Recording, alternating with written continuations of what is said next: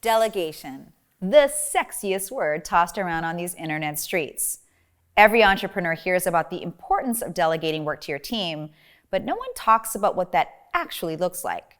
Hint, it's not just about passing off the tasks. You have to actually lead your team to do the work. In today's video, I bring on a special guest to talk about the necessary hard work of leading a team so you can get tasks off your plate and not feel like pulling your hair out when the work comes back for review. Don't go anywhere. Hi, I'm Jennifer Kim, but you can call me Jen. I'm the founder of the Brand Institute, where we teach entrepreneurs to turn their personal experience and professional skills into a highly profitable business by creating an unforgettable personality brand that solves their audience's problem. I upload a new video every Friday, so be sure to hit that subscribe button down below, then click the bell icon so you're notified when new content is available. Now, on to today's video. So you want to delegate work to your team so it gets done right the first time? Well, it's a good thing you're watching this video. Today, I'm bringing on a special guest who has tremendous experience delegating work that actually gets done right the first time. Sarah Paikai is the COO of the Brand Institute and the other half of my brain. Together, we've built this company into an 8-figure powerhouse company, helping newbie entrepreneurs up to other 8-figure companies grow their business. Hey Jen, thank you for having me. I'm so excited to talk about this. Okay, delegation, the big question. First one up, the most important question of them all. Why does it feel like our teams can never do the work quite like we would do it? So I have lots of thoughts, but I'll let you go first.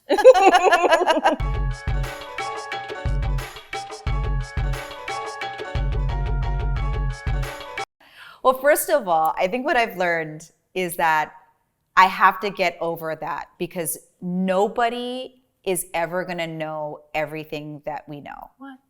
Even though we wish, we dream. We probably make lots of prayers even on our birthday. Yes. When we blow out our candles. We're like, please, can my entire team read my brain and also think before I do? And I just think the honest truth is it's not possible for anyone on your team to 100% do what you know. But 25% of you offloading something out of your brain and into the world is better than 0%. I agree with that. And so what I've learned is even when I have to grit my teeth and breathe really hard when something doesn't go the way I thought, and even on the third or fourth time, you just have to breathe and realize and be grateful. Frankly, like in all honesty, be grateful that you have support and that making that mental check and verbal communication, how it needs to go next time and how that can be replicated better the next time. And that's just part of the journey of leadership. And your team will only get better if you're willing to communicate. That's what I've learned. It's not, I agree. I mean, it's not fun, but yeah, I think necessary. Too many times CEOs give up before they really give it a good test period, especially in the beginning when it's your first couple of full-time hires, especially, or even right? Contractors. Contractors. Oh, I mean, those are the actually we need a whole different video for that. But I think sometimes they rush it too much and it's like, oh, they didn't do these things and I'm afraid of getting burned or that it's not going to work out. And they give up. We give up too soon, I think, sometimes. It takes time to acquire brand voice and understanding and chemistry and that synergy that is really needed for teams. So I think there's a fine line because you can also let people overstay their welcome too. Sometimes they're just not a good fit, you know? So it really, I think, is a case-by-case basis, and it helps to have people who have gone before you to be able to listen, people who have experience and are willing to share their stories about how they built their team. But I think it's important that you put in the work, just like you would creating your offer or launching something brand new. You know, you're going to put the time and the creative energy into it. I think building your team and showing them how to properly do things is part of that too. Well, I think one of the things that's really helped in our team to get past that hurdle, even though, again, totally transparently, we're not perfect at it, but we're damn good at it, just to be clear. And that's because we've been willing to be what I call, we're on the field playing the game. We're not just thinking about how we're going to lead or thinking about how we're going to communicate. And that's where your genius comes in. You're so obsessed with structure and systems. And I need structure and systems as a visionizer, but I just am not good at it. And so, but I need it to feel organized and stress-free. So in your case, we've actually, I mean, if we want to share with people how we actually do it, anybody that we hire, there's a 90-day onboarding period where we get to decide, not just us, but the party who's been hired, that it's a great fit, right? Skills-wise, attitude-wise, culture-wise. And Sarah has this epic onboarding process. I can't even go into all of it. And she probably, you'd have to see it in order to understand it. And even then you might go, psh, right?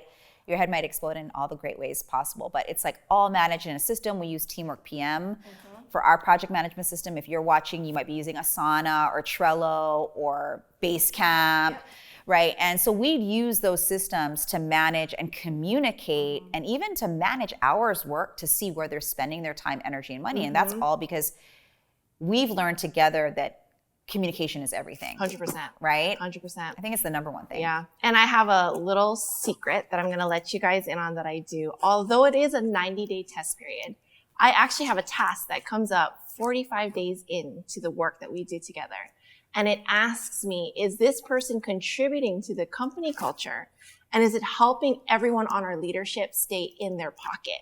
And if the answer is no, I kind of already have a feeling before the 90 days, whether it's a fit or not, but it definitely gives conversation that can lend to even addressing it with the team member or the contractor saying, hey, there are a couple things I've noticed that you might not know why we do these things or how or why it matters. And here's the details behind it. So even though it is 90 days, which is best practice all around, there are a couple checkpoints that you can even put beforehand so that you're busy and you're not just letting the time just Thank run God, because I know what the visionizers who are watching are thinking is like 90 days and I gotta still pay them even if they're not gonna work out. And so this checkpoint actually is like insurance against that. And it's so critical. And I think that, you know, when people work with us, we actually show the entire onboarding process. We read them into your whole masterful Lego block system of job onboarding. Descriptions, metrics, how to measure what good performance is, and not in a way that is unattainable, but in a way that keeps it really clear for people to be accountable. Because actually people are motivated when they know what they need to do. You know, 100%. People perform better when there's clarity. Yes. Right? That part right there. Yes. So even I perform better when there's clarity. And when I'm clear that somebody ain't working out, I go to this one and I say, what's wrong? How come it's not working out? And she actually, because of these systems and structures and also your intuitive strengths around human beings and HR and personnel, it's like you're able to go, you know, honestly, Jen, we got to give it a couple more weeks because they actually have the right attitude. They just need a little bit more. They need to understand our brand voice. They need to understand how we do things, but they actually feel like a good fit. And that's that trust and relationship also anchored with structure that really makes us tick like we do. So, Sarah, given that this is your area of genius, what is like a summary point you want to make to everyone listening today? Yes. Be really clear in your communication. Be patient with your communication. And make sure that your contractor is properly onboarded, your team member, whoever it is properly onboarded, and that you set reminders for yourself so you remember to check in on progress because you got a lot going on and you want to ensure that they're supported, but also that you're supported in that process.